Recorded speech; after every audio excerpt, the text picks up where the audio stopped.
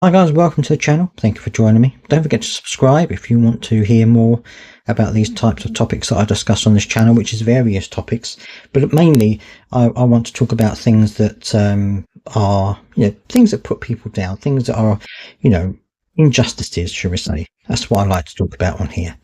Anyway, so as you've probably seen in the news, if you've been watching the news, you probably see it even if you haven't, is the fact that this inquiry, the public inquiry that people want, I have to be careful with my words because of YouTube, but this public inquiry that people want relating to these gangs was voted on in the House of Commons, and is basically an amendment to a bill that the Labour Party want to put through, and the amendment was put in by the Conservatives to say that they wanted to have investigations into people who've taken part in these type of incidents, shall we say.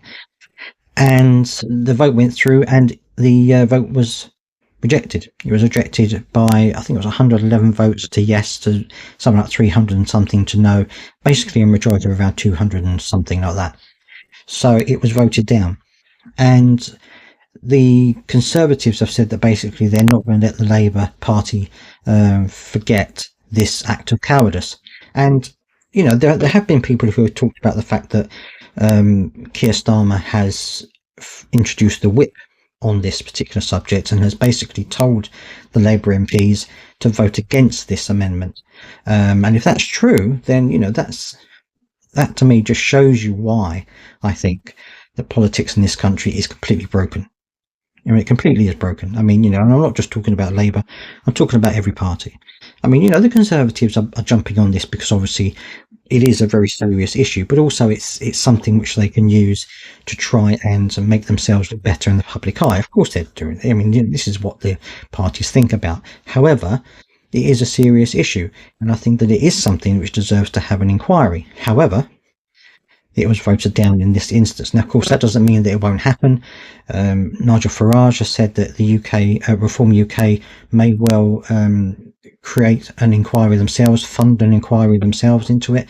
So it's not dead in the water. However, I would say that, if you're an MP, if you are a Labour MP, for example, and you're in that situation and Keir Starmer says to you, we don't want to have an inquiry, I want you to say no to this vote. I'm wondering, and of course that is just speculation, I don't know for certain whether that's happened, but if you're in that situation, what must go through your mind? You must think to yourself, do I support my party, or do I support the people who are victims in this situation? It must be very difficult for them, and obviously, well, I guess it's not that difficult because I think most of them voted no. So it just makes you wonder why people wonder why the politics in this country is a mockery, and you can see exactly the reason why that is the case here. What the outcome will be, I don't know. Whether we will actually get an inquiry or not, I don't know. I doubt that we will. I think that Keir Starmer seems to have such a hold on his party that he is unshakable. I think everyone within the party are unshakable unless they decide to drop out themselves. And I think that he has so much control over everyone within his party that nothing is going to shake that. I don't think whatever happens, I think that he's still going to be here in 2029. I know that sounds bad, but I just think that he's just got such a grip on the party. They're all worried to do anything about it. But anyway, let me know your thoughts down in the comment section. I'd love to hear them, and I'll see you next time.